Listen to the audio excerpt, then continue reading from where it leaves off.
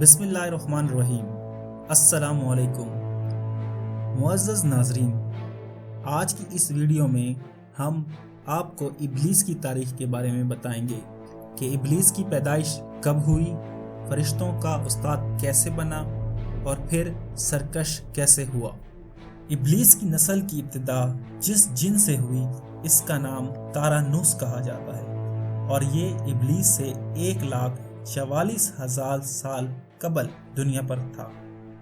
تارانوس میں نسل تیزی سے بڑھی کیونکہ ان کی موت طاری نہیں ہوتی تھی اور نہ ہی بیماری آتی تھی، البتہ چونکہ آتشی مخلوق تھی تو سرکشی بدرجہ ان میں موجود تھی۔ اس مخلوق کو پہلی موت پیدائش کے 36,000 سال بعد آئی اور اس کی وجہ سرکشی تھی۔ بعد میں چلپانیس نامی ایک نیک جن کو جنات کی ہدایت کا ذمہ سونپا گیا اور وہی شاہ جنات قرار پائے، مگر ان کے بعد ہاموس کو یہ ذمہ دیا گیا۔ ہاموس کے دور میں ہی چلیپا اور نبلیس کی پیدائش ہوئی۔ یہ دونوں اپنے وقت کے بے حد بہادر جنات تھے اور ان کی قوم نے چلیپا کو شاشین کا لقب دیا، جس کے معنی ہیں شیر کے سر والا۔ ان دونوں جنات کی وجہ سے ساری قوم کہنے لگ گئی کہ ہمیں اس وقت تک کوئی نہیں ہرا سکتا جب تک شاشین اور نبلیس ہمارے درمیان موجود ہیں، اور انہی دونوں کی وجہ سے یہ جنات آسمان تک رسائی کرنے لگے اور تیسرے آسمان پر جا کر شرارت کر آتے تھے۔ ایسے میں حکم ربی سے فرشتوں نے ان پر حملہ کیا اور عبرتناک شکست دی، مگر اس سب میں عزرائیل موجودہ ابلیس یا شیطان نے دیکھا تو سجدے میں گر گیا۔ شیطان شروع سے ہی ایک نڈر اور ذہین بچہ تھا۔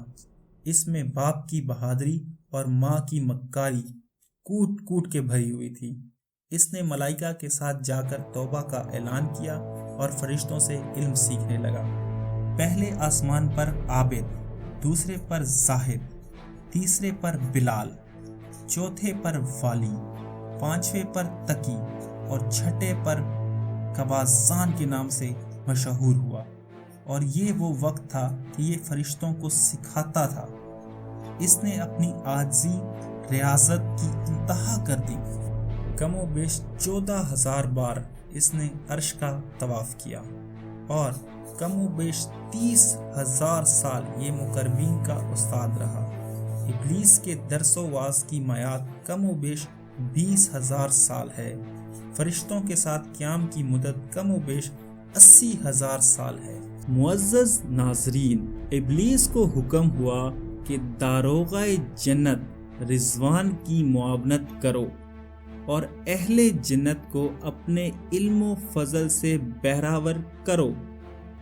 یوں ابلیس کو جنت میں داخلے کا پروانہ مل گیا۔ جنت میں بھی اس نے اپنے علم و فضل کے دریا بہائے۔ داروغہ جنت رضوان کو اپنے علم سے سیراب کیا۔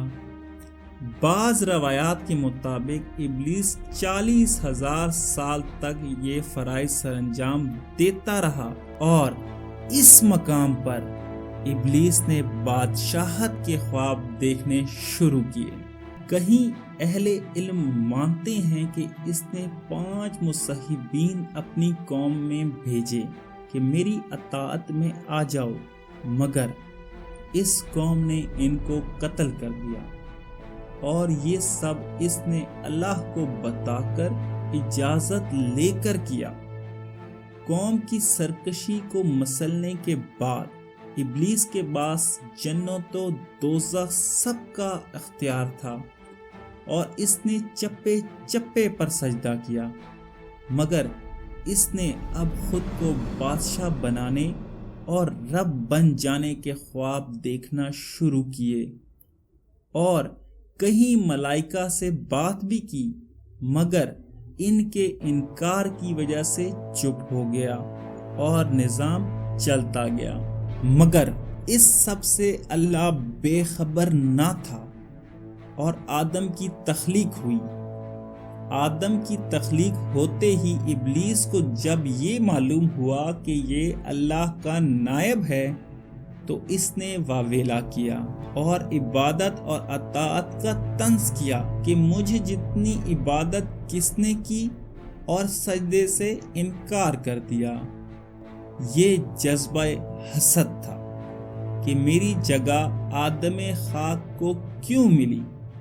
یہ جذبہ غرور تھا کہ میں اعلیٰ ہوں، اور اس ایک سجدے کے انکار کی بات نہیں تھی، بات سرکشی کی تھی، شرک کی تھی۔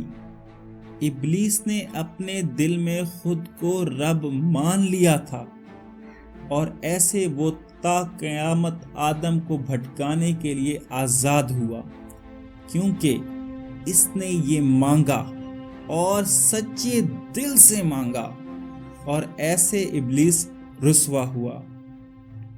آخر میں دعا ہے کہ اللہ تعالی ہمیں شیطان کے شر سے محفوظ رکھے اور اپنے راستے پر چلنے کی توفیق عطا فرمائے۔